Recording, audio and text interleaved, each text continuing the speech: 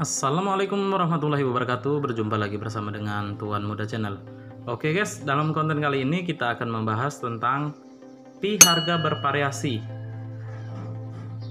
Apakah harga pi sudah resmi? Oke, simak terus video ini sampai habis biar teman-teman tidak gagal paham.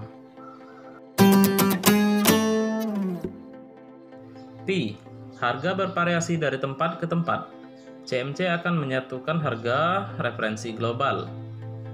Masalah harga baik di dalam negeri maupun di luar negeri, beberapa orang mengatakan bahwa harga domestik dan luar negeri akan berbeda. Misalnya, dalam negeri 1.000, lalu di asing 6.700. Pertama-tama, pemahaman setiap orang tentang pertanyaan ini berbeda, tetapi saat ini 80% orang berpikir bahwa negara asing lebih tinggi daripada dalam negara.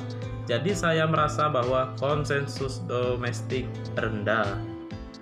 Poin pertama, masalah harga global. Pertama, harga global mainnet. Sebelum pengumuman resmi Pi Core Team, kami semua hanya opini dan analisis pribadi.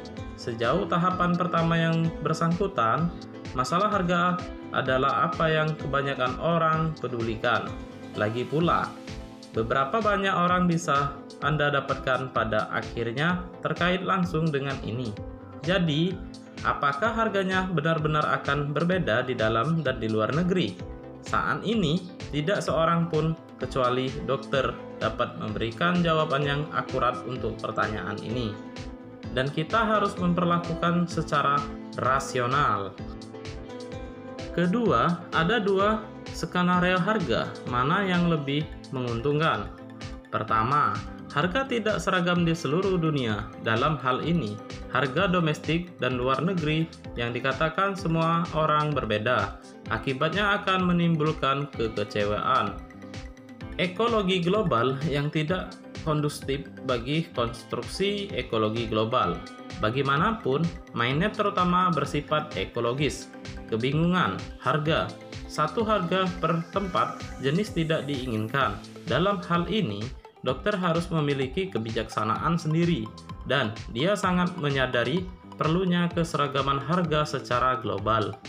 Aplikasi, apalagi bagi blockchain, sudah memasuki era 3.0 dan tidak mungkin bisa sama dengan era 1.0 dengan harga yang berbeda. Kedua, harga bersatu secara global yang jelas merupakan situasi yang paling menguntungkan, dan dokter terhubung dengan CMC menunjukkan bahwa setelah ekologi dimulai, harga global akan memiliki harga rata-rata ekologi, dan harga ini akan dicatat di CMC dan diperbarui secara real time. CMC adalah tempat di mana harga global disatukan dan juga merupakan tempat di mana berbagai ekosistem dan aplikasi terhubung untuk mendapatkan harga.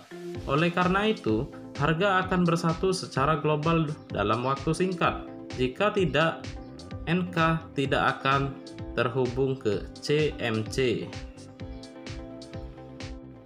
Sejak tersambung, berarti harga global bersatu. Oleh karena itu, pada dasarnya tidak ada artinya bagi setiap orang untuk membahas apa yang disebut harga domestik dan luar negeri ataupun apakah mereka berbeda. Saya harap semua orang menyadari hal ini. 2. Bersikaplah bijaksana tentang harga, keberhasilan dan masa depan suatu hal, bukan karena beberapa orang melakukan perbaikan berlebihan tanpa hasil, tetapi harus berdasarkan fakta dan mengambil langkah demi langkah. Mainnet seperti itu dan bagi juga menjadi seseorang. Kita harus memperlakukan secara rasional daripada melebih-lebihkan secara membabi buta.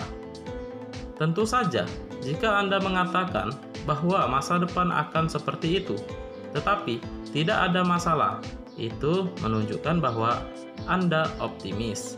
Tapi saya pikir lebih baik melihat secara bertahap dan semua orang harus mengerti mengapa itu akan berharga di masa depan. Hanya ketika kita mengetahui sumber nilai, kita dapat benar-benar memahami logika intinya. Jika tidak, kita hanya akan mengikuti pemikiran orang-orang lain. Sebenarnya, setiap orang dapat memahami masalah ini dari spekulatif. Mereka sendiri yang berbeda, tetapi hanya itu. Dan Anda tidak dapat menggunakan pandangan dan Anda sendiri untuk menyangkal pandangan orang lain. Ketiga, blockchain dan ekologi seperti disebutkan di atas, rantai publik blockchain adalah kereta api dan ekologi adalah keretanya. Agar kereta api dapat bergerak maju, harus ditopang oleh kereta api.